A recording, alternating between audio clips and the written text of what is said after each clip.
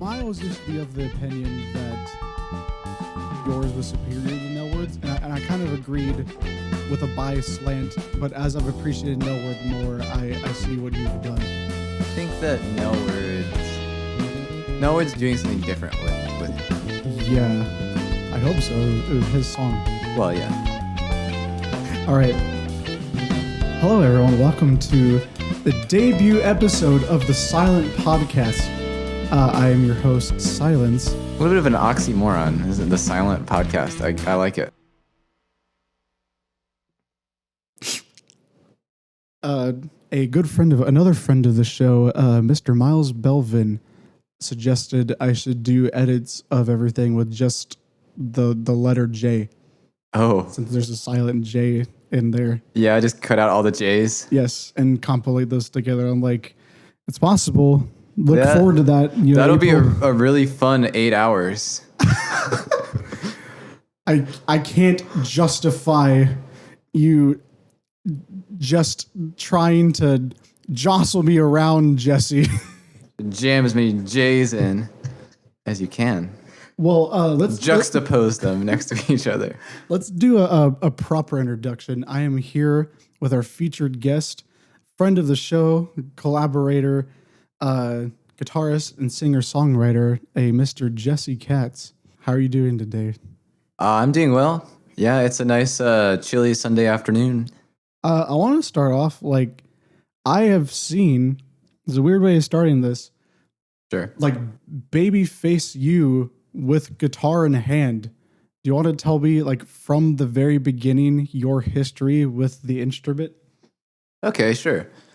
I started, I'll have to take you back a little further because I played piano first.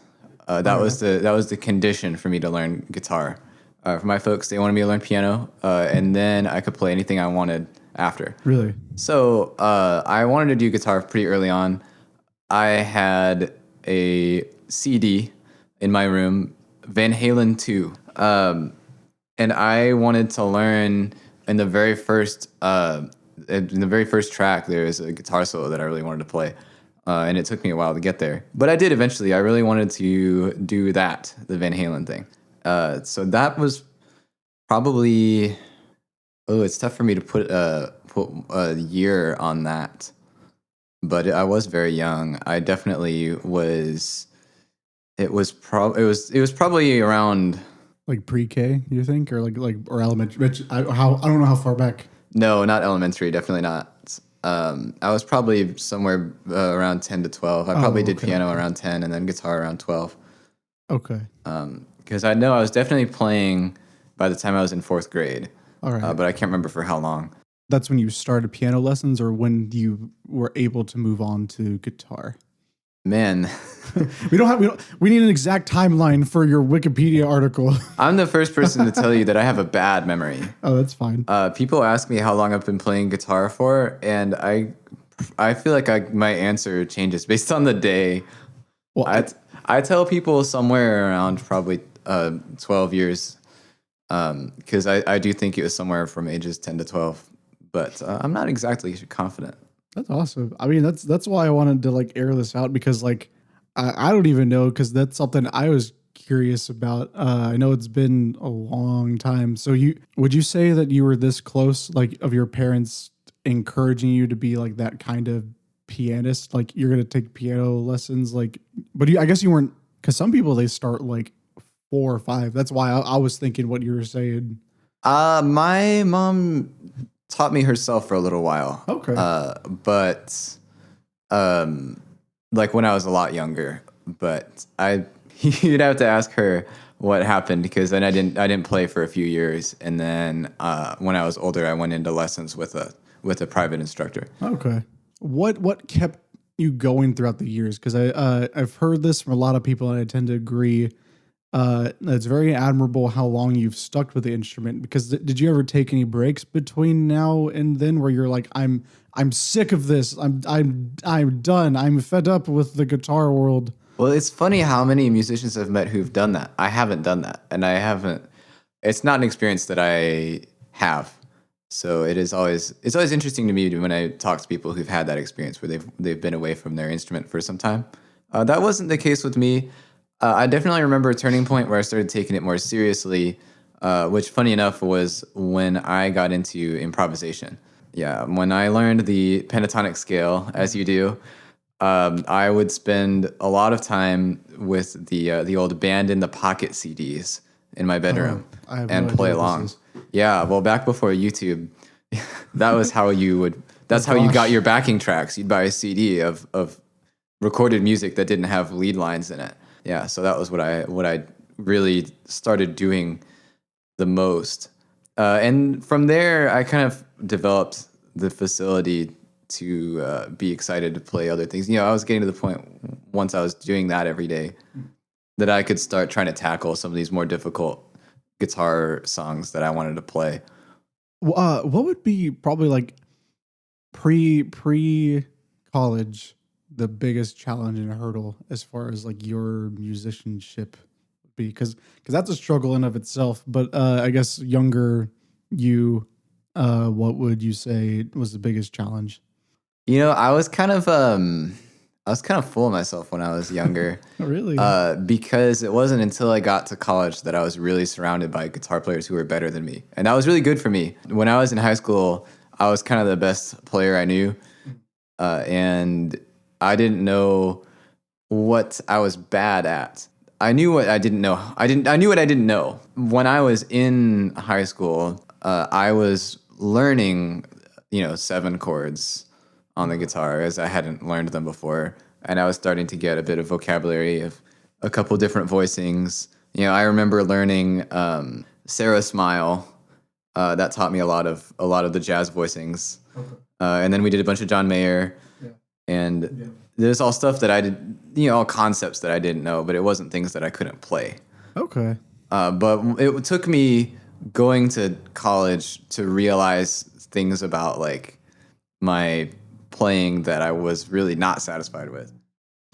Do you want to talk about your education and how that relates to you as a player? Maybe less guitar centered and just you as a all around musician.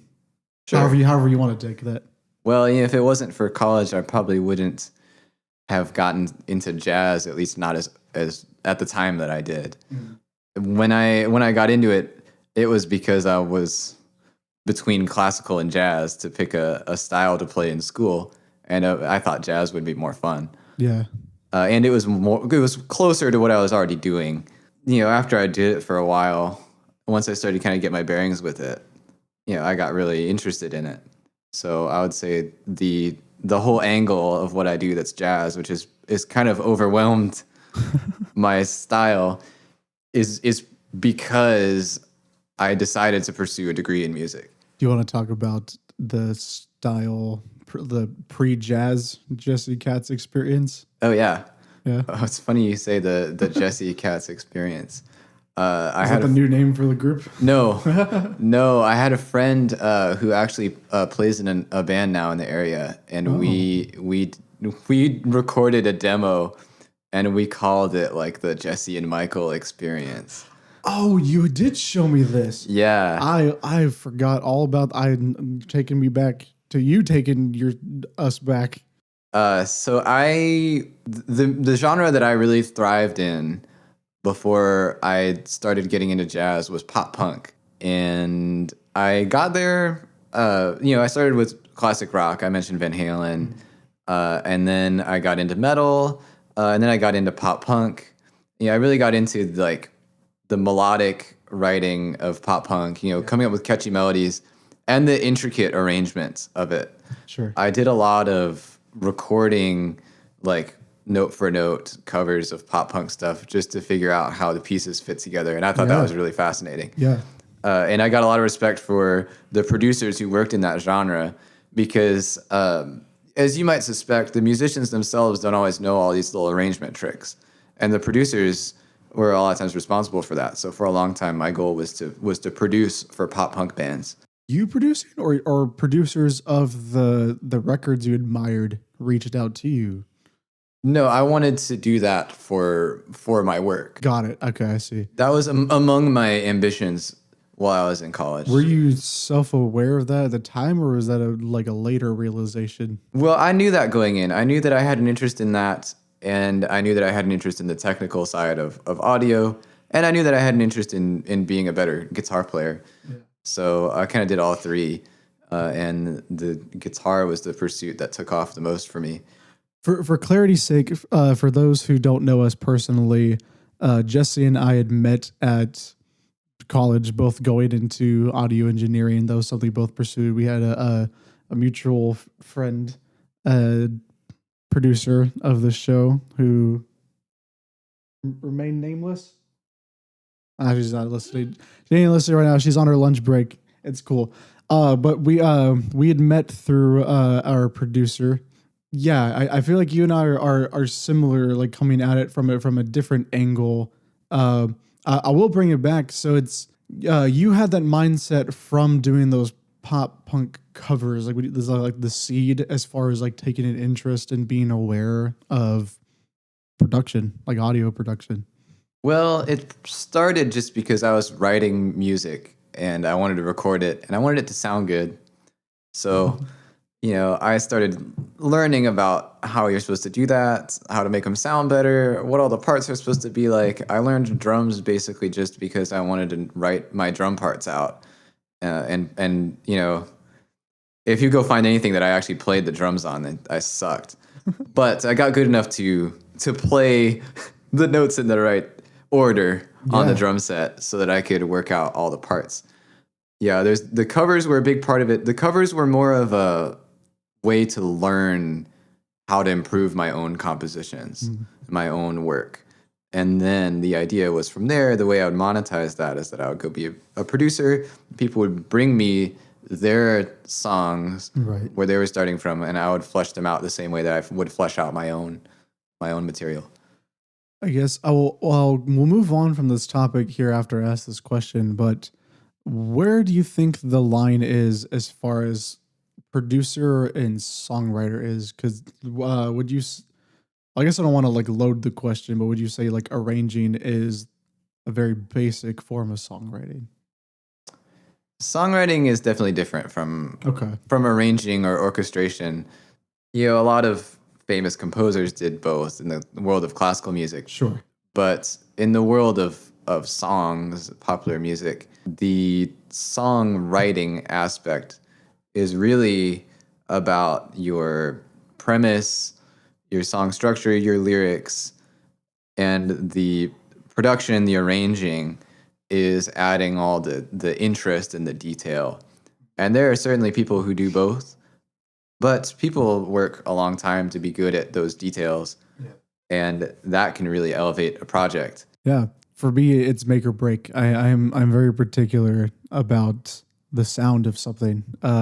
It sounds simpler than it should be, but I think a lot of bands who either don't have someone who has like that kind of mindset, they're just like, what do we got? A Casio keyboard? It's like, okay, well, that's what we're going to use then. It's like, well, do you like how it sounds?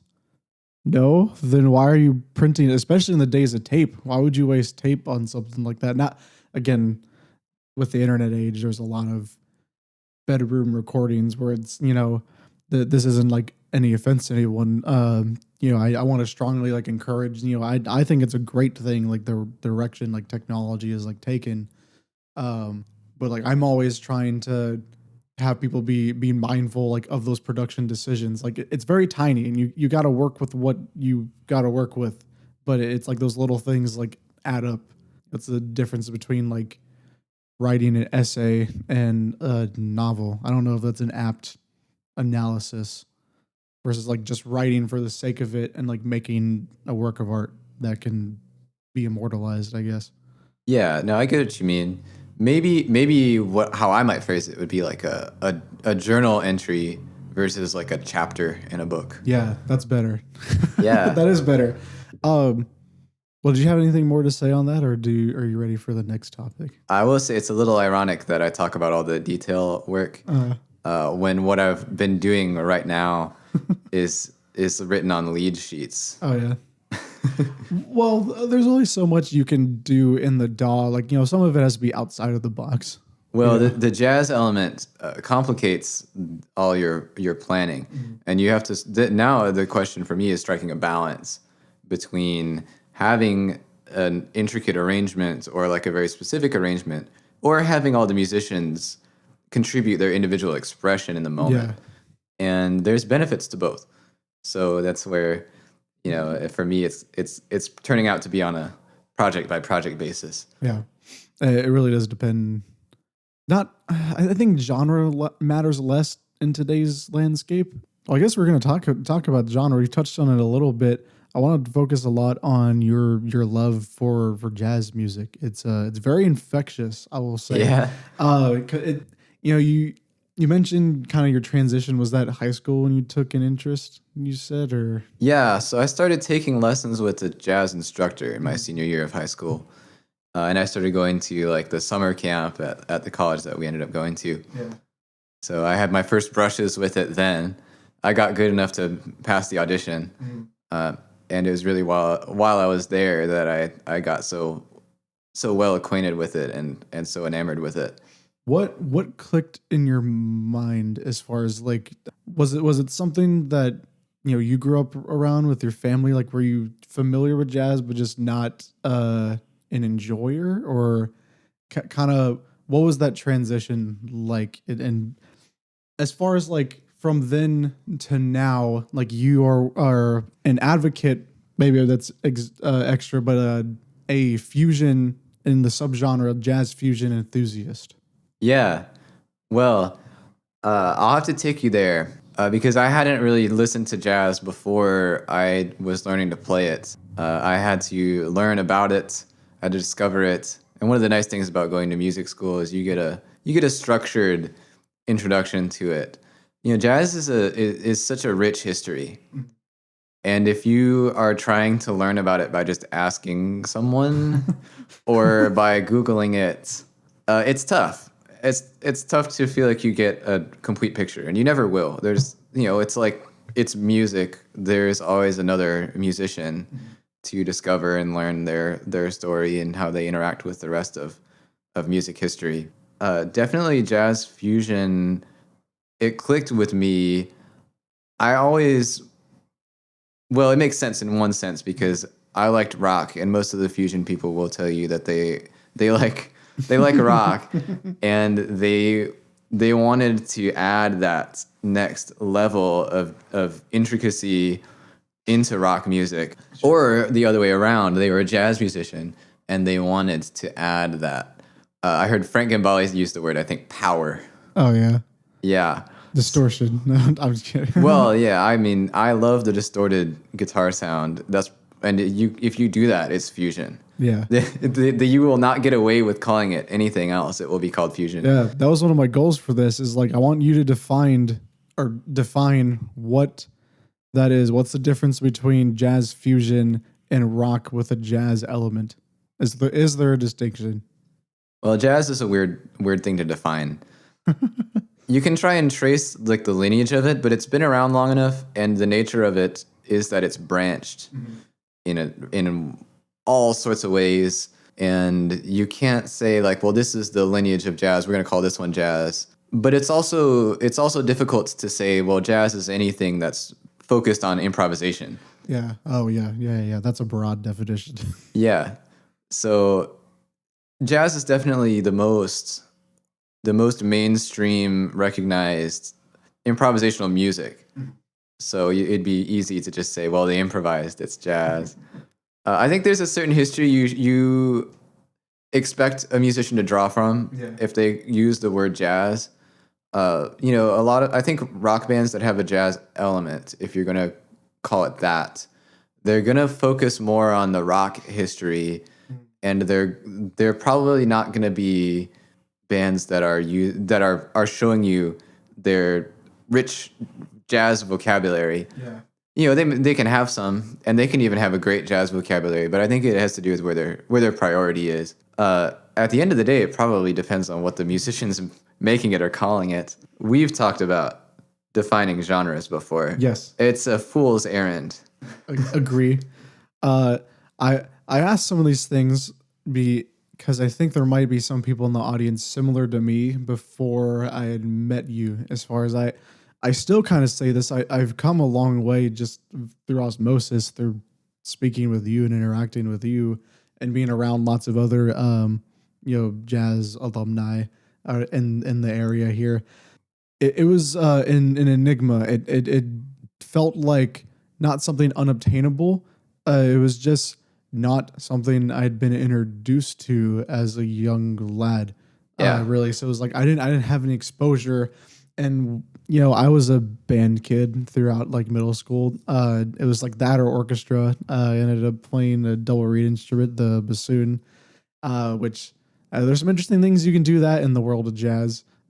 For me, and I think a lot of people in the mainstream space feel this way, where it's not unapproachable, but it has like a weight to it when you call something jazz. At least my experience was like, that was something offered. Maybe it was just the area I grew up in, my school, the school district, all that jazz. Yeah. But it was like it was an option. You could go for it, but it was just no explanation given. It was just like no encouragement of any kind. It really was. I didn't really understand the genre before, getting a music education. So I guess to someone like my past self, like what would you say to them as far as like the public relations with the jazz community? Sure. Is that a good way? Does that make sense? That makes sense. Yeah, I get what you're getting at. The jazz community can be a little insulated, and populated by musicians who have had the opportunity to learn about it. The most important thing probably is to listen to the music. Yeah. But as with anything, you have a huge number of albums that you could be checking out. A lot of people will tell you, "Oh, you should listen to Kind of Blue," Which that's a standard. It is. It's the best-selling jazz record of all time. Oh, yeah, wow. Yeah, and it is a great example of. It's a good midpoint for jazz, I would say, where it's not your kind of roots of jazz where you have like your New Orleans sound, and it's not your modern thing where you have like fusion or like post bop or any of these. Yeah. It's modal is what we call it. Okay. Or what everyone should call it. I shouldn't say we. Yeah. I'm keeping it to myself saying that. Yeah, gatekeeping. But modal jazz is also great to listen to if you haven't had experience with jazz, because it doesn't move in the kind of very specific harmony that jazz is kind of known for. Yeah. It's a little more it's a little slower paced. The underlying themes are easier to catch. Now, is modal jazz because modes are a term like in music theory. Oh yeah. Is that derivative of is because I'm unaware of what defines modal jazz. If you want to dig into that a little bit. My understanding, and etymology. I'm no professor, but my understanding of modal jazz, it has the name, yes, because of musical modes, because of the emphasis on just improvising within the mode. Okay. So that's what I thought you were getting at. Yeah. And it's not necessarily that you're using one mode the whole time. You might have a few, but you're sitting on the chords long enough that you really are exploring modes and you're thinking modally. And what's nice about playing modal jazz is when you're learning improvisation, one of the things that you want to do early on is get a grasp on kind of the common modes, how they sound, and you have time to really flex those like a muscle, not like you're bragging. I mean, it's the same. Man, English is weird. Continue. Well, for example, the tune "So What," which is one that most people will recognize. Ba-doo, ba-doo, ba-doo, ba-doo. Ba-da, ba-doo, ba-doo, ba-doo, ba-doo, ba-da. Go ahead. So you get D Dorian for just ages, right? Yeah. And then you get E flat Dorian, just a half step up. For us guitar players, that's easy. Yeah. But two modes, and you just get to explore those as an improvisational concept. But you get all of some of the defining features of jazz. The big one being the swing. which us fusion players don't always do, but is crucial to what jazz is. And you get a lot of your just generally the style, the sound, just in this really nice, like freeing, more easygoing thing. The opposite, you might say. What Miles Davis was responding to was bebop, which is your classic constant eighth note arpeggios with the long chromaticism and all these things, and your harmony is moving really fast. Yeah. You're adding substitute harmonies, and that is hard for the layperson to follow because it builds on so much rather than being as kind of self-evident, I think, as modal jazz is. Sure. I think the modes in particular are one of those concepts that appeals naturally to a listener. You don't have to you don't have to learn the vocabulary as much as a listener as you do with other music. And when you talk about what musical influences we have in music school, we can talk about atonal music, right? Which is a music that really requires a lot of the listener. So you can come to enjoy that music, but it is less approachable because it is built on a certain background and a certain history and a certain skill set even, which is really difficult. I want to touch on one more thing before we transition into the next section. You've talked a lot about history and legacy when it comes to music. I was going to ask a more basic version of this, but I guess I already kind of know, so I'll phrase it differently.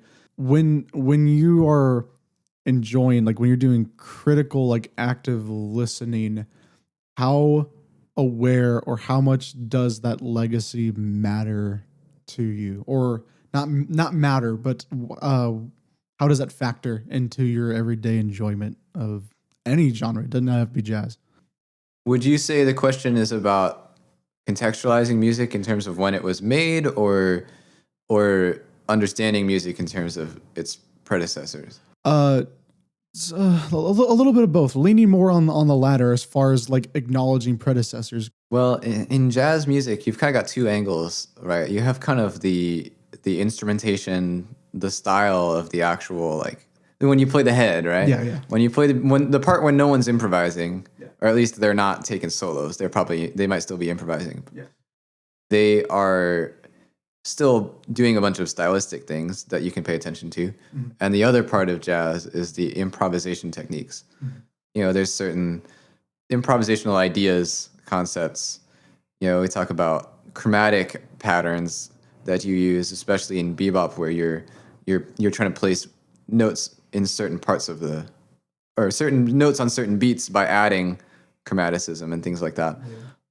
Yeah. But for me personally, it's cool to be aware of that, and it can help you understand a musician and their vocabulary, connect their words to their meaning. And as far as new music, I think it's important that you be familiar with that music and the old masters. But one of the things with the artist that I'm imagining we're going to be talking about in a bit, Alan Holdsworth, is the idea of creating your own method. The idea of, instead of doing the same approach that the people before you did, try to achieve what they did with a new approach. That's really cool that you say that. And it's like, oh my God, he agreed with me. I like that. No, not to that degree, but it's interesting because this is why I didn't want to have too much pre-discussion, because I wanted to see what we would say independently. And it's just really interesting because I didn't want to have a loaded question for you there, because to me, that is very important in all genres of music and even different mediums of art. Not even necessarily the history, but just any kind of context. You can derive your own meaning from something, but at least having a base level of context will inform the initial intent. Because there's a debate with art enthusiasts of like, does the authorial intent even matter? Things take on different meanings, and authors will be like, oh, I see something else. I think that's what makes art great and gives it quote unquote replay value Yeah. is that you can revisit it and get something else out of it every time, notice something different, or pick at it differently as you as a person change. Yeah, I And feel I want to interject yeah. because in instrumental music, Mm-hmm. it is an immense challenge to write instrumental music that tells the other person what word you were thinking of. Yeah. Can you think of any piece that, well, this is impossible, a piece that you haven't heard before, but if you wrote something, right, you had a word, a prompt, and you were going to try to write something to Yeah. communicate that word to someone else, unless your word is like sadness. You know, imagine Yeah. a more difficult word. This Dorian minor, any Yeah. So any scale, like that's the obvious one. so you'd have a tough time doing that. And then in jazz music, even worse, you're trying to improvise that idea. And you know, in one hand, what's great about the jazz improvisation is that you can express these kind of nonverbal emotions. Is kind of how I see it. You get this like tingling or some feeling that you don't know what it's called, and the improvisation lets you say it. But in some ways, that's kind of a way out. Yeah. And one thing I think that some jazz music struggles to do is really communicate something, Yeah. especially with the solos. It's on the listener and the musicians. But as a musician, it's a tough challenge because you know you'd probably have a better shot writing it out. But part of jazz is the spontaneous nature and the fact that you can interpret it in a flexible way. It's something that's been on my mind a lot because the big project for me ever since I've graduated is to gain control over my improvisation. You know, say clearer ideas with my instrumental improvisation. And sometimes it seems impossible. And we're thankful, or I'm thankful anyway, that we have a convention of giving our tunes a title so I can clue you guys in on what I'm thinking about. I have to reference something. I have a great enjoyment for the classic YouTubers Game Grumps, and they have you ever seen any of Ringo Starr of Beatles fame? His artwork from the early '90s I have and his not. paint. This is a classic for anyone who is familiar with Game Grumps, but they reference it in brought that back to light, but it's horrible. I'll show it to you. It's there's a little quote in there that made me think about that. This is a little tangent, but they're just like, well, on a computer you have to call it something. So I have usually if it's like a man with a hat, I call it man with hat. Yeah. That is so funny because Well, you know, on the other side of the spectrum, yeah. I've heard John Scofield say that he doesn't name his tunes. He writes them and then he tells his wife to come up with something. Although I happen to remember in an interview that my favorite John Scofield album, which is Combo 66, he did explain a lot of the titles. I think he probably titled those since they had a specific meaning to him. Yeah, there's a subtitle to the numbered combo. You said combo numbered 6? Oh, Combo 66? Combo 66. Yeah. There's no colon title or just okay. No. Okay. I mean that is a title. I was gonna say in the world of like visual arts, untitled number blah is a title in of itself. If I remember correctly, 66 was his age at the time. Okay. Oh, all right. I wasn't picking up on what you were getting down with. I wasn't putting it down. I didn't tell you. This has been great so far. I thoroughly enjoying this. When you're writing, do you start with like not one word prompts, but like a feeling or a word in mind and then write it? Is that what you're alluding to? No, the opposite. Oh, okay. I write first and ask questions later. Yeah. I write stuff, and a lot of times I'll have to kind of dig and figure out what was on my mind when I wrote it. Because I was curious what your personal method was, because I know you discussed John Schofield as someone as unacquainted with the genre as me. I do appreciate a lot of what you've shown me. You showed me lots of surprisingly jazz guitarists with with bands. He's great. I really love his tone. I love as an appreciator of something with production value. For all the listeners at home, I experiment a bit with electronic music. The electric guitar is like the first version of that. Like you have, you're definitely more knowledgeable, but there's a lot of like guitar engineers specifically in the industry that, they didn't go to school for this. They are guitarists that are gearheads. That's its own sub area of production. The guitar players who aren't gearheads are blessed. Wait, oh, I thought you were gonna say blah. No, they're blessed. Blessed. Never mind. No offense. But they're rare. Oh, okay. They're rare. You're saying it's a curse. Yeah. So when you start really getting interested in gear, well, you've experienced this, I'm sure. Yeah, oh god. You start going down this Help me, rabbit hole, please. and you get ideas for what you want your sound to be, and you buy stuff, and it does or doesn't do it. I'm very lucky that we live in an era where you can buy one amp that can simulate 1,000 things, and you can get close enough not to buy something else. Do you want to talk about your sponsorship from Fender and how they sent you the Fender bust?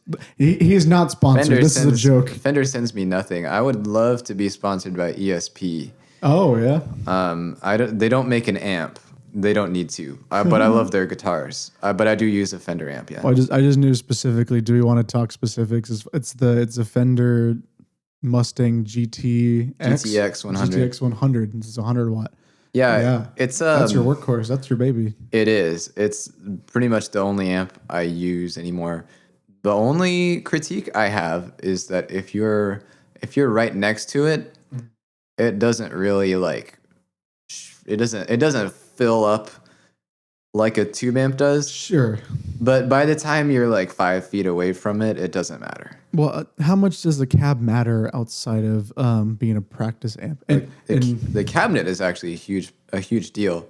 There's been a bunch of stuff going around online about that recently. Really? I'm very surprised. Tell me. Yeah, so the speaker and the cabinet have a lot to do with the actual frequency response of a guitar amp.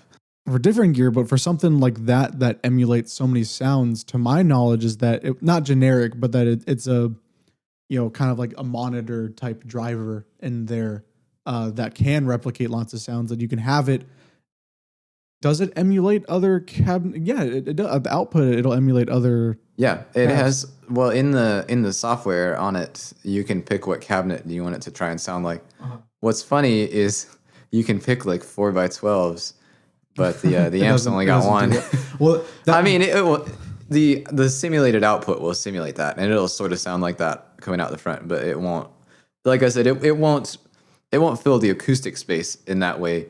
You'll be lacking some of that low end the way that a real big 4x12 cab will. But for me, that's not a big deal, and I'm not going for that. That's like a rock thing, and I like rock. But I'm not trying to cover up my bass player like that. That's what I meant is that during like live set and in a performance, you're mostly taking the out, like not the sound coming out of the cabinet. But for those that don't know, you have XLR, you have microphone outputs that can come from an amp to go into a PA system. Yeah. Well, we used that the other day. Sometimes the engineer at the venue prefers to put a mic on there just because they're used to it. I think one reason is it's a little more safe. You never know what wacky thing someone's got put on their amp. Yeah. Well, not just noisy outputs, but on the Fender amp, you can set how loud the out is. You could be clipping your XLR out. Yeah, as an audio engineer, I can understand not wanting to risk someone just having their amp set up poorly. That is true too. That is a justifiable angle of it. Well, I would love to talk about gear all day, but I would not. We're I like looking at it on the internet, but it's much less interesting than talking about music. I know. I don't want to bore the people at home either. So we're I guess to wrap up, it's like talk about your performance you just did. So Joseph Fisher, who I had mentioned earlier, is doing a takeover at this bar. It's located in Pantego. It's Arlington area. Shout out to Dr. Jekyll's Beer Lab. Yeah. They make pretty good stuff. They premiered a new beer at St. Patrick's Day. I don't. You're not an enjoyer. We talked about this the other day. I have a hard time finding beers I like, especially, your local stuff is going to be pretty bitter. This isn't a beer podcast, so I'm not going to go into the flavor notes of that. That's not what this is about. I won't embarrass myself by talking about it in any amount of detail either. Yeah. Well, they do fine work, but he knows the owners pretty well and was able. He has shows with various projects now until Joseph April. does. Yes. Yeah. Not the owner. Thank you for clarifying. No, on my Joseph, behalf. not me. I mean, Not. it's. I know Joseph. Yes. And Joseph knows people at Jekyll's. I have played there before. Yeah. With other groups. Yes. Do you want to talk about Yasmin's band and that stuff? Is that something you want to do? Well, that's been a huge influence on me. Yasmin's band, both an influence on what I have been writing and just on my growth as a musician. As when I was learning jazz, and I still am learning jazz, but earlier on in my journey learning it, my goal was just not to play sour notes. That's a start. They call it an avoid tone. Have you heard that before? No, I've not heard it referred to as such. Well, target tones is a common idea in jazz. You have a note that you want, like a C major's coming up and you want to play E. Okay. Yeah. Oh, so we call that a target tone. You play a line that gets you to E. Interesting. And then an avoid tone is your opposite. It's a note that is going to sound bad and you regret it if you play it. Okay. That's you playing like a B natural on a C7. Yeah. No. There's just you have a hard time. Yeah. You have a hard time justifying that note. A B flat though, flat 7. That's fine. That's cool. I like that sound. Third and the seventh, those are your butter notes. That's what they say, right? Yeah. Isn't that odd to think about the psychology? Man, I could talk like go on so many tangents, but we will bring it back. But as far as the psychology of music, we're half step apart. We're gonna say that. I'm not gonna get into the specific frequencies or something, but you have those that's like that's considered like a spicy note when you're playing minor seconds like that, those intervals. But then you put an octave in between it. It's actually kind of pleasant when you have a minor ninth. I quite enjoy that. A minor ninth is that's the challenge nowadays. Really? Is because people weren't in the past. Your minor ninth is like for your dominant chord, right? Your minor ninth is your A flat in C minor. Yeah. Right. Yeah. So that's like your diatonic use of it. But imagine what a major chord with a minor nine. How? Well, right? How do you? There are ways you can voice it to make it work. And same with a minor chord with a minor nine. Usually it's kind of gross to have the minor nine in there if you're not doing a dominant chord. Are you saying with the seventh in there as well, or you want to drop the seventh? Well, that's up to you. The minor ninth is my only concern right now. I see. So justifying your minor ninth, I've noticed that in modern like composition, that's kind of a trademark. Is what are people's favorite ways to make minor nine work? Yeah. How do they fill that out? There's this concept that I heard from one of the Jacob Collier interviews. Uh-huh. Of course, because I went to music school. Do you know the title of this specifically? For the people at home. If you YouTube interview with Jacob Collier or something similar, the channel is June Lee's channel. Oh yeah. You can maybe this was just in a June Lee video. Actually, it might not have been in the interview. Yeah. Scratch that. I remember what video it's from.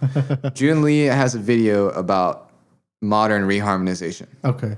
Oh, you've showed me this. I know what you're talking about. Yeah, and the premise. I'll link it in the script. Yeah, the premise at the end is you can pick any root note and any melody note, and you can make something work. Yep.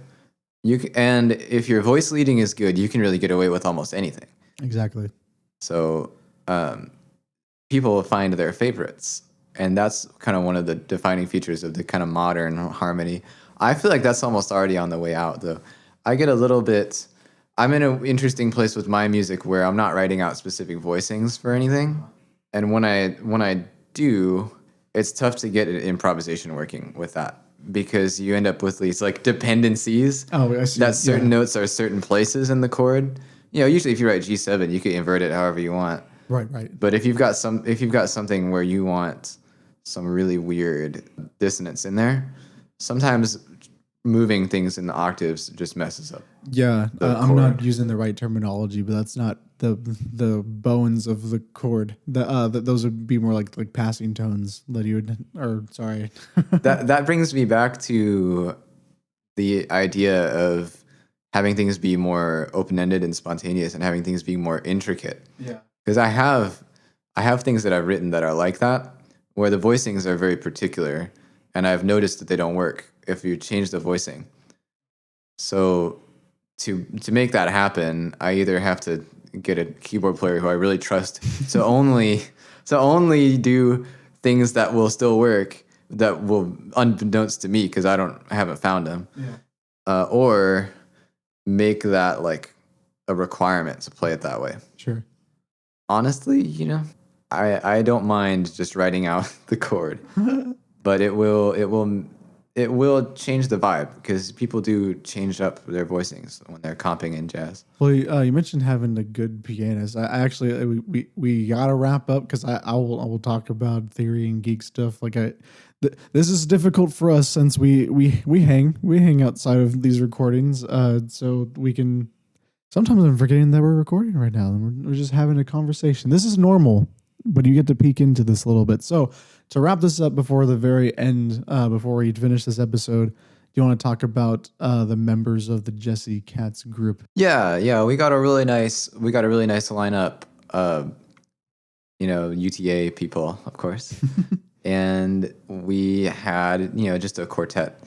It was me, Daniel Kabi on keys, who I met through Joseph.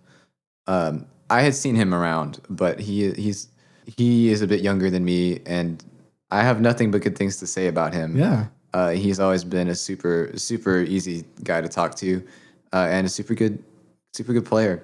So we got him. We got David Spates, a longtime friend of mine from UTA. Right. He played on the album. Yes, we haven't even talked about your album from 2021. Yeah.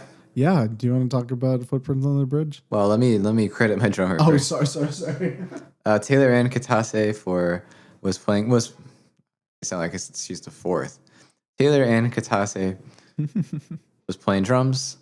We work together where I teach.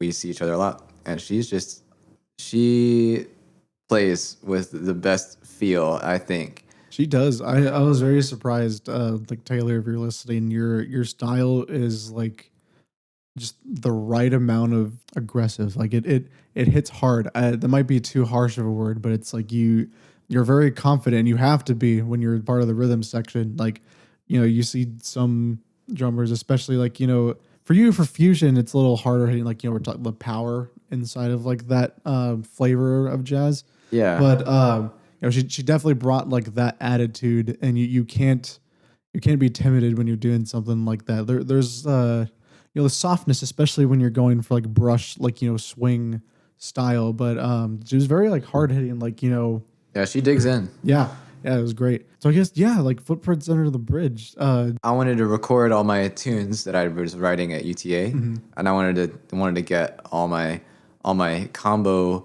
mates on a recording. Yeah. So that was what we did while I was at UTA. Whenever I was playing in a combo, I would write a tune for the combo. So I collected those up, got people together who had been in like the last two combos that I had played in at UTA. That was we went to a friend's place to record it, Chad Huffines. Riverhaven Studio. Super awesome guy, and yeah, we knocked it out. We did 2 sessions, one with one band and one with the other. Yeah, super fun project. I've come a long way since that one. I'm ready to top it with the next one. But it was so fun. We learned so much. Without that album, we wouldn't have the tunes that I have now, and I wouldn't be playing those tunes like I do now. I feel like I have a lot of experience under my belt after that project, and having all this time to reflect on it. It's done a lot for my jazz writing. Well, with that in mind, you played some new music at the show this past Friday. Yeah, mostly. Where can people find your music, Mr. Jesse Katz? Well, I publish everything under my own legal name. Links in the description. I'm gonna have all of Jesse's socials like down there for y'all to go check him out. You can see some clips of a show he just played. We'll include some of the videos and other things we're referencing down there if possible. If not, holler at us in the comments and it's like, hey, where's that thing you were talking about? Where is it at? But yeah, Nelward. Yeah, big influence on me. Not a well, he does have a jazz background. Really? Yeah. Oh, He has I don't a think you told me that. yeah. I believe he studied at the if I can't remember, I won't I won't throw out a wrong answer. But yeah, he is a brilliant guitarist and songwriter and singer and producer, I would say. He's really in the avenue that I'm not in as much as I'd like to be, which is the sound design. That gets you the whole picture in one person. And he's just a really inspiring guy. He tries everything, and he has this really identifiable style to him. It's always exciting. You always feel like you can't really predict what he's doing next, but you know it's gonna be fun, and you're gonna be into it. You know, you're gonna be listening to it on repeat for the next few months. At least I do. Yeah. Well, today for our premiere episode, we're having an extra long session for y'all today. To wrap up this part, when can we expect new music, a new release from you? That's a great question. I know what I want to do. We're gonna put out the new music from the show, but it's not recorded yet. So the timeline, I can't really give you one, but you can rest assured that we're working on it. I almost forgot about this. Oh. Last year we did record a single. Oh, that will come out this year. Keep that a surprise? No, it'll come out this year. Okay. And that one, I'm exploring what we call time no changes. Yes. Or free jazz, in a sense, where we have no chords. Yeah, it's exciting. I've gotten a sneak preview of it. Look forward to that in the near future, coming soon. For this next section of the show, we're going to move out of the interview territory now and talk a little bit about like pop culture at large, specifically music, some other things. We're going to establish a baseline as the show goes along. But prior to our interview, we had some selections to share with each other. This is something that a precedent that we are trying to set as far as like intentional listening and sharing of music. So do you want to talk about some of, you mentioned it briefly, your selections from Alan Holdsworth, and I can jump in there. I want to hear why. Well, sorry. I'll let y'all know what I picked. Yes. My go-to was off of the 1984 live album in Japan. It has a boring name like Live in Japan, 1984. Naturally. And the second track, they play the tune called Road Games. And for me, Road Games does a lot of things that I like conceptually. I also just love Alan's playing. It's taken me a while to get into him, but I've learned a little bit of some of his stuff and really spent some time listening. And he's really quite the player and quite the mind. Was he singing on those cuts? No, was that his voice or? The singer in this album is Paul Williams. So it's Live in Japan 1984. What were the tunes you showed me? You showed me two tunes. Yeah, Road Games, and Tokyo Dream. Tokyo Dream. Okay. Yeah. So Road Games, I am wanting to get back into vocals. I used to sing all the pop punk music. Yeah. I still do if you hire me to do that. If you listen to Footprints on the Bridge, his cover for Nelwood is his voice, including backup vocals from a guest. But yes, that is, if you haven't figured it out, that is Jesse's voice on the album. Yeah. I like how Road Games works. It's got sort of a groove that they commit to in the main part where the singing is happening. And what I really like in this live version that you unfortunately won't hear in the album version, probably because Alan came up with it after they recorded it, is there's a bunch of little really spicy chords that he throws in during that first part with the singing.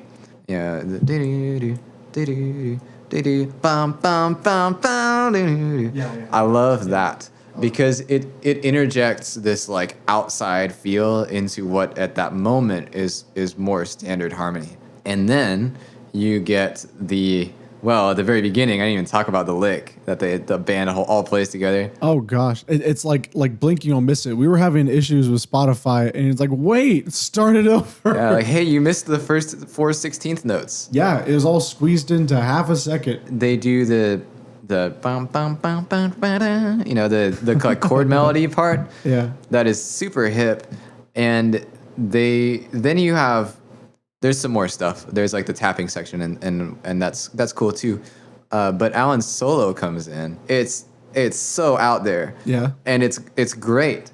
I love that you go from this like sort of almost 80s rock feel, and it's still kind of going, but there's no mistaking that his guitar playing is not your typical rock vocabulary. No, not at all. Is that are those bebop licks? Am I saying the wrong, or like what? I wouldn't describe them as bebop. There's the chromaticism for sure. Yeah. The most clear influence you can draw for Alan's approach is John Coltrane, I would say. Okay. And he's said as much in interviews that he was really inspired by Coltrane. Yeah. Coltrane's known for the sheets of sound. Yeah. Which is where you're running up and down scales. Mm-hmm. Because you're trying to imply these kind of odd scales, and the only way to do it is to fit them in the measure. And it's written with that in mind as far as like the notes in structure, but very much sonically, it sounds not hair metal, but like I mean it's 1984, but like what's a better description? Holdsworth strikes another chord with me on the sound design front, because we've talked about this a little bit. And one of the things I like about fusion is that fusion musicians open up more to sound design in their music. Yeah. Because they're playing electronic instruments, they get a lot of say in the timbre and the response of their instrument. For Holdsworth, he had a very unique vision for what he wanted his guitar to sound like.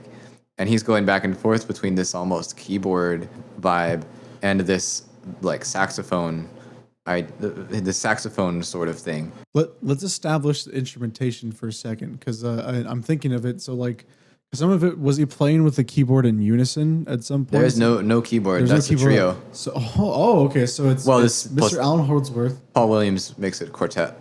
Okay. Him on guitar, of course. Jimmy Johnson. Drums. On bass. And Shadow Ackerman on the drums. Okay. And it's the three of them plus, what was the vocalist's name again? Paul Williams. Paul Williams. Interesting. Yeah. Okay, that's awesome. I guess I didn't catch that. This is why I wanted like your take before I told you anything. Because you're right. It does have a keyboard like texture to it where it's not plain. It sounds like a Rhodes. It's on the cusp of distorting, where it's like you just hear it coming through. Like if you ever listen to like an old Rhodes, like the built-in speakers on those. Yeah, I can see that. Is that an app? Would you agree? I think that the big thing for his clean sound is there's a bit of breakup, just a hair, and the chorus effect. And I couldn't tell you if that's a keyboard thing or just because if your guitar's intonation is any kind of wrong, his music sounds pretty. It's pretty. Well, no, it sounds. I've learned some of his stuff, and if you don't have your bridge set up right, some of those chords will wreck your ears. Like you have to be in tune. Yeah, you have to be on you have to be pretty close, because if you're not, the dissonances will get really really harsh. In guitar world, unfortunately, intonation is not everyone's top priority. Well, it's never perfect, and it doesn't. On a lot of guitars, it doesn't stay the same over time. So you have to be watching out for it. And, when you're touring, you're going to all different climates. That's one theory from mine. I suppose there's probably an interview where he talks about what his clean tone is and why he likes it. I'm probably not contributing anything by speculating. No, I think it's interesting to speculate. Like, what do you think? And then if someone knows or if someone wants to do the digging, I mean, I'm gonna look it up afterwards. I can look it up while we're talking if you're curious. Yeah, we could. Yeah, There's here. but all that to say, yeah, that sound design. You in the world of traditional jazz, you would never have that sonic exploration, and that's one thing that's very exciting to me. I agree. I can't remember if we mentioned before or earlier as far as guitar being maybe one of the first electronic instruments, the electric guitar prior to the synthesizer. Was that the 50s or 60s that was Uh, properly came to market? not my area of expertise. Well, I should know that. I'm ashamed that I don't have a definitive answer right now. Uh, Uh, but do you think that's because he has a background in guitar? How old was he in the 80s? Like when that show was I think he recorded? was in his early 30s, maybe. How? Oh, okay. So he wasn't. Maybe older than that. I feel like there's like a level of maturity that kind of comes with that. It sounds more sophisticated. I don't know why. Like I mean, it doesn't make that big of a difference, but maybe I'm just speculating. But it's like, and I'm so The bad with Tokyo names. Dream was the second one. Yeah. Tokyo Dream, as far as we're talking about conveyance with like instrumental music, Very atmospheric. it has like a because this is what I like about music outside of like lyricism is the ambiguity, Yeah. the not as literal, like the more ethereal nature where it's like I've talked to you about this, but y'all will hear this for the first time. For me, music, it's like your out of all of your senses, it's like your ears are second only to your eyesight as far as like predominance in your worldview, like in your brain. The psychology and science behind that. But it there's a lot more resolution if we're talking about like hertz versus like pixels. If you they're not, it's not quite the same translation, but some people make that comparison. Yeah. It's not as concrete as I would say like visual mediums. You can get very abstract. I mean, that has its own genre in the visual arts. But I feel like sonically, music inherently leans towards the abstract, and I feel like songwriting and lyricism is what grounds things and gives stuff context without going outside of the music, outside of the song. So bringing it back, Tokyo Tokyo Dream. Tokyo Dream. I'll get it right, I promise. Tokyo Dream. Editor me is going to take that sample and replace every time I've flubbed it up. Oh yeah. I'm saying that so my editor knows what to do with this later. Tokyo Dream has that sort of conveyance of it's not a literal idea, but it sounds very worldly, if that makes sense. Like lots of life experience. Maybe. My understanding is he was, well, I couldn't tell you what age he wrote it. I haven't gotten that deep in my research. Yeah. I know the story behind it. Okay. He was Do tell. he was playing in America, and he had a following. Uh-huh. Some people from Japan who were really interested in what he was doing, who were in the country, and so he thought, wow, we could probably do really well over there, and he wrote that basically for that reason, either as a tribute to those fans or as just a celebration of that dream to play there, which he opens the album by saying that it had been a dream for a long time and now they're there. That is a literal. I'm not saying that like literal is like that's very simple. No, that's a. I mean that's straight from, your secondhand source as far as that goes. Yeah, there's a very interesting database of Alan Holdsworth interviews and interviews with people who knew him, where I've picked up little factoids like that. Has he passed? Is he still alive? Yes, he this- passed. Oh, yeah. Yeah, while we were at UTA, actually. Oh, If I remember correctly, he actually passed on my birthday, oh, which is not. that's feels bad. Yeah. I'm sorry. I shouldn't laugh Unfortunate. at It's an that. unfortunate coincidence for Yeah. me. How old was it? I can do the math in my head. How old was he then? I don't 60 remember. something?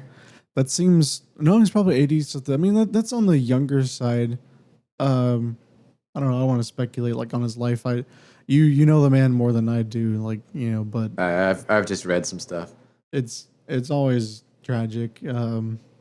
Just losing something like that. But that's why artists do what they do, is to have something like afterwards, you know, at least my perspective. I think that's why a lot of people, whether initially or not, you know, that's the beauty of it is having your ideas written down in a way that people can still feel your presence after death. Sure. I guess. Wow, this got super deep very quickly. Do you want to change gears? Well, I imagine you want me to talk about the Yes. music that you showed me. Yeah. Do you want to talk about your history with this artist? Do you want to introduce the man Sonny Moore of First to Last, aka Skrillex? Yeah, sure. We did a whole 180 talking about EDM. Like you talked about some of your actually I think I have a more clear picture now, but go ahead. I want to hear what you have to say first, Mr. Well, Guest. yeah, my story with Skrillex, which is not a very riveting one, but it starts when I heard, what was it, first of the year equinox? Yep. I think that's the exact same word. Yeah, it's the robot arm sounding one. Oh, Yeah. is that Someone is that, told is me- that sampled from that toy? Is that what No, you're saying? I'm not saying that. Oh, okay. Someone told me it sounded like a robot arm moving around, and I can't unhear it. I'll have to listen to it carefully. I mean, because I know generally with a dubstep in bass music, people are, it's like it sounds like robot intercourse. I'm gonna keep it PG, but Sure, yeah. not that our sponsors cared. But yeah, I was very interested in that music. I kind of made my way listening to the dubstep genre. This would have been when I was in middle school. Yeah. And I remember playing guitar at the time because I thought I was going to be the first person to have the idea to like play guitar covers of dubstep music, and I was not, of course. And I just didn't do it because I wasn't the first. Yeah. Oh. Were you aware at the time, or are you now, that he plays guitar? No, I knew. Okay. Yeah, I do. I like to look at a little bit into artists. I mean, I was pretty into his music for a while, so I did look into him a bit. And I don't think I remember like listening to something from the band and not really, just kind of moving on. Yeah. I don't. If I went back to it, maybe I would listen to it again. But I was all in on dubstep, so I kind of I was like, nah, I want to hear the dubstep.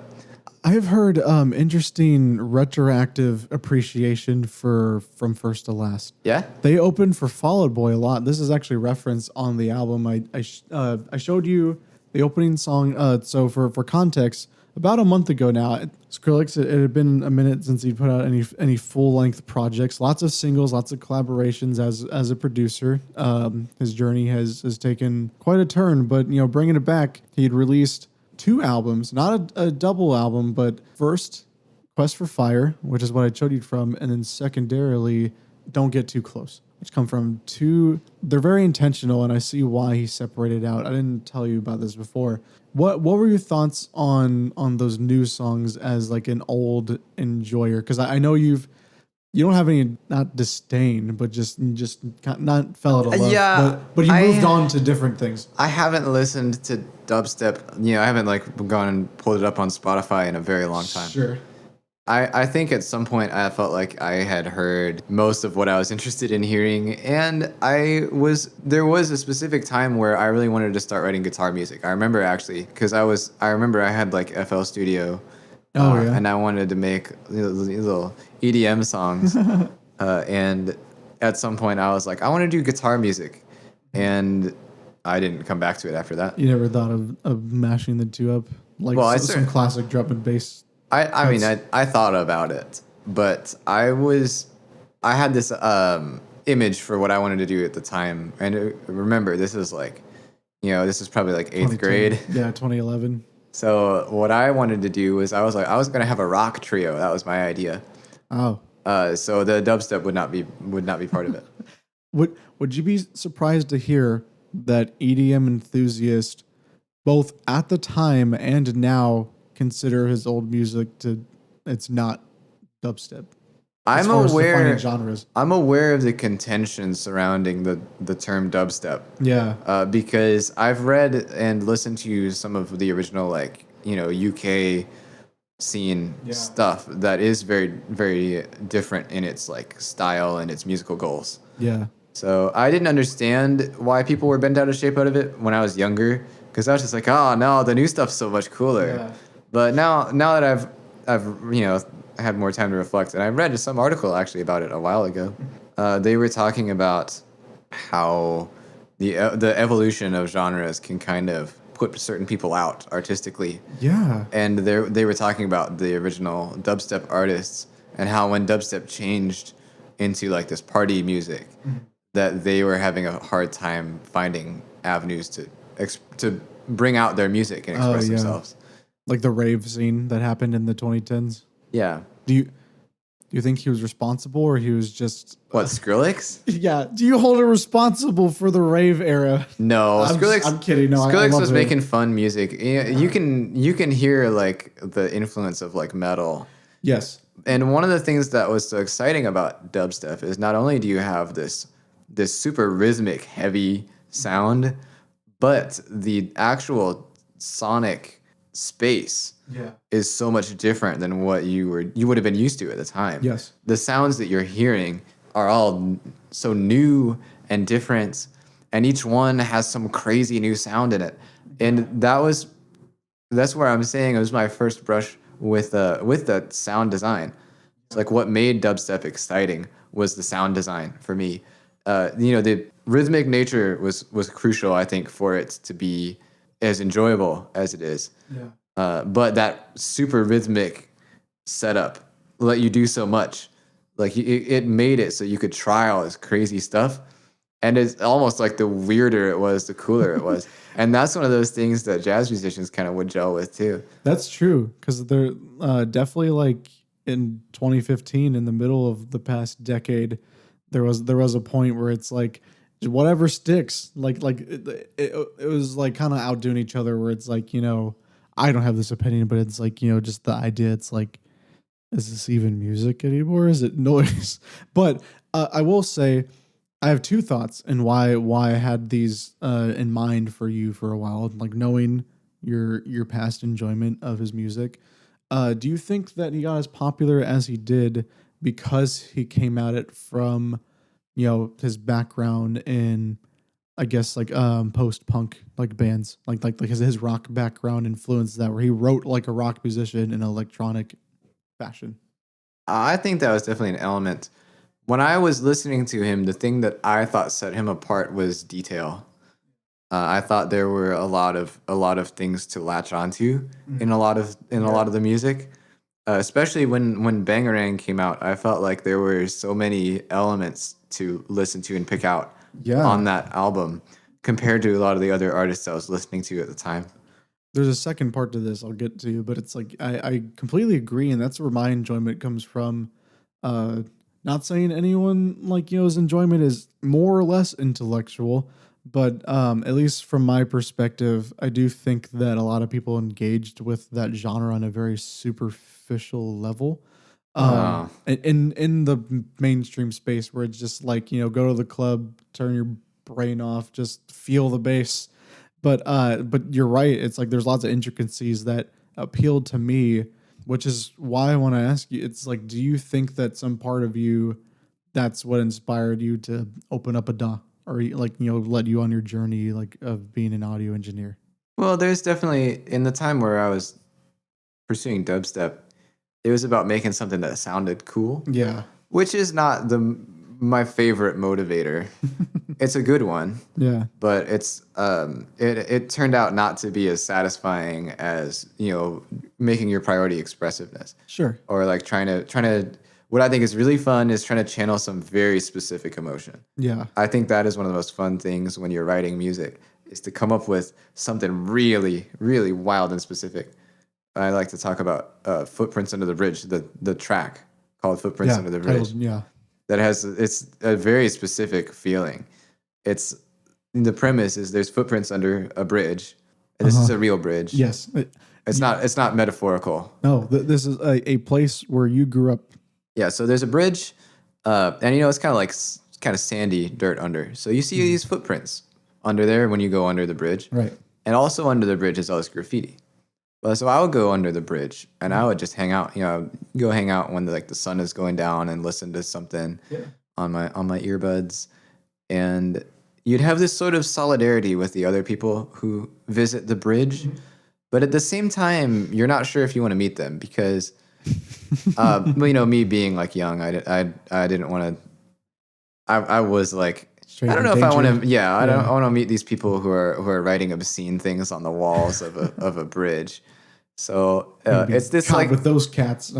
so it's this uneasy solidarity, Yeah. right? It's such a weird feeling. It takes a long time to explain it with words, but with the tune, it came pretty naturally to me to express it with the music that I did.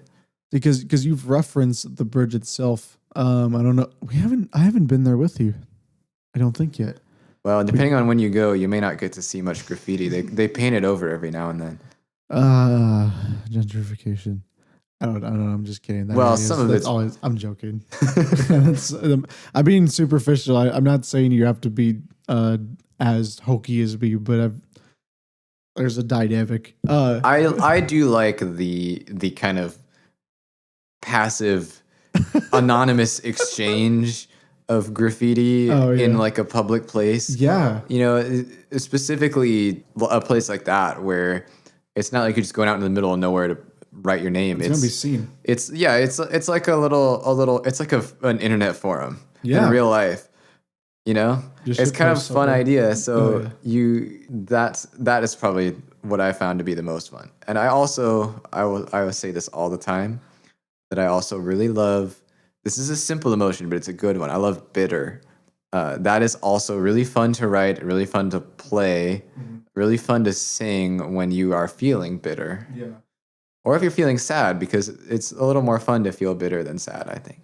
Well, let's bring it back to the original topic because I Yeah, do think there's an element of that because there is a perception like there were other groups like the Prodigy in the '90s, lots of like Moby, like other inspirations, Aphex Twin. Those are the things that come to mind that I know Sonny Moore Skrillex was aware of you're when he talking was about kind of composing. more artsy electronic stuff, right? Yeah, a little bit. There are people that call it IDM, intellectual I've dance heard that. music, and Yeah. he hates it. Well, you and I, His first name is James of Aphex Twin. I forgot his last name. you and I both we listened to Sevish. Yeah. Yeah. That's a microtonal. Oh yeah. Oh my goodness. Yeah. That is fun We're not stuff. gonna get in the weeds in it. Look up Sevish. Spell it for me. I forget how to spell it. Sevish. There you go. If you're interested in microtonal electronic music, take a listen. The cuts I showed you, we talked a lot about his music because he has a legacy now with our generation. What did you think of the two songs I showed you? The very beginning of Quest for Fire, Leave Me Like This, and the end, featuring Porter Robinson.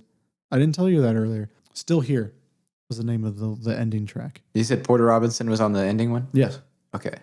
The first one, yeah, the first one felt like a throwback, but it was fresh in its sound. Yeah.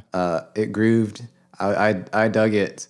The ending one was tough for me to get into just because I didn't feel like as much happened. The ending one, it was one thing with dance music is they're gonna repeat a lot because you're supposed to do a groove, and it's the same with like funk or anything else. Yeah. But if you're gonna enjoy something with that kind of repetition, you've got to be into the style. I ought to have showed you a more eclectic bit Yeah. of it because I was like, yeah, well, let's bookend it because um, the album itself is self-referential to his past. Like if you know, we Well, talked yeah, I about heard the context. sample from. Yeah, from the beginning. The second album, Don't Get Too Close. Actually, the vocal sample he credits oh my gosh, I'm gonna look it really quick before I butcher her name. But it's the end song of the other album is a vocal cut from that. Okay. And there was something he put. It's Cliptown Imperior is something he posted to YouTube. The context was that he was trying out a feature in Ableton that was like bounce to DSP in 2020. In the middle of the world ending, he'd put out his first thing in a while. So that was like the first feeler of new music, and that elements of that are used heavily at the end. So it's kind of referencing like the beginning of this cycle. So it is more like a victory lap. It's a nice end track, but there's lots more eclectic cuts that I would suggest. My interpretation of the title of the album is Quest for Fire, for fire beats. It's an exploration of sound. Yeah. Okay. That's the I feel like the reason there are two albums is like a divergent um in his career. I like to look at, as far as like legacy and history, it's like the meta contextual, like what is the story that's being told of the artist. Quest for Fire is like, more of a throwback, like you said, to the influences like classic dance music with sonic, exploration, something that sounds like more modern, and it would appeal to his audience. And I don't want to be down on it. I do not enjoy Don't Get Too Close as much. It leans on Quest for Fire quite a bit. I think I can say, like, now that we're a month in, a lot of people kind of feel the same. It is the more producer side of him, the more pop heavy things where it's like, I think he gets lost in the mix, or the guests kind of take over a bit on that one, in my opinion. But I would encourage you, Jesse, and everyone at home to give it a listen. Check out Alan Holdsworth as well, live in Japan, 1984. Yeah. There's even video from that concert. You can watch it on YouTube. Is there anything else like you'd like to say? What else is going on with you in pop culture that you want to discuss? Pop culture? Yeah. I feel like I engage with it as much as I should to have something to say about it. Sure. I'm like not grilling you, but we're talking about pop culture stuff, and I'm like, I have a very, I'm in the know of a sect of pop culture, but not at large. I have a bad habit of not consuming media that's been recommended to me. We talked about that. We had a mutual friend that we hung out with, and I mentioned that we watched a good amount of Chainsaw Man, an anime that I had those exact feelings on. No, I've been better. I take recommendations for anime at least now. I'm still a little weird with music. I have such a, I know this is basically me saying I'm a hipster, but it's so fun to find. You said it. So. It's so fun to find an artist. It's less fun to feel like, oh, my buddy told me that they were good, and it turned out they were. It's like, it's more exciting when you have something new to show your friends. Yeah. Than when you just confirm that your friend found something cool. Because that's great. I love getting good recommendations, but maybe it's just some part of my psyche, and with movies too. Yeah. Well, that's why, like, I have, I think, the same distinctions sometimes, which is why, like, literally before your show on Friday, I'm like, don't spoil anything. Oh, and I'm like, how do you spoil music? And I'm like, that as far as like, tell me what to listen to. It's like, hey, this is good. I'm like, okay, I'll look for it, and then I'll decide if it's good. I'll say I've been much better with that, but I'm still. I get such a good feeling when I find your some time's artist. valuable. Well, less than that. Everyone's time's valuable. If I thought my time was valuable, I would take recommendations because I'd spend less time looking for stuff. Well, I mean, in the sense that, there's only so much time on this earth. Again, getting too deep for what we're talking about, but it's like, you don't want to listen to something and be like, it's like, well, I wasted or whatever. My family will never let down that I've showed them The Room. Oh, which I'm like, I got some level of enjoyment out of good. No, that's an enjoyable movie. That I think that is a enjoyable movie.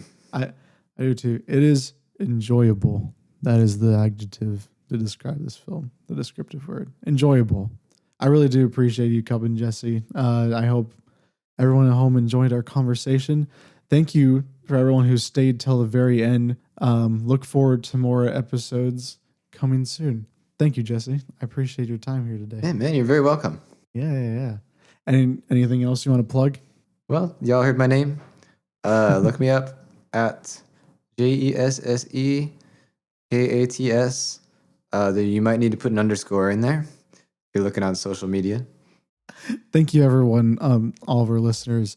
Have a great afternoon, morning, evening, whatever time you decided to listen to this show. We're very grateful for you.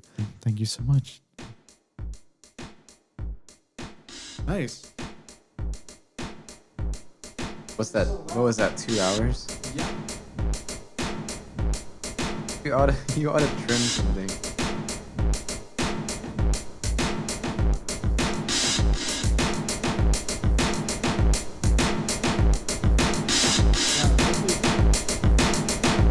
You gotta save this. Come in,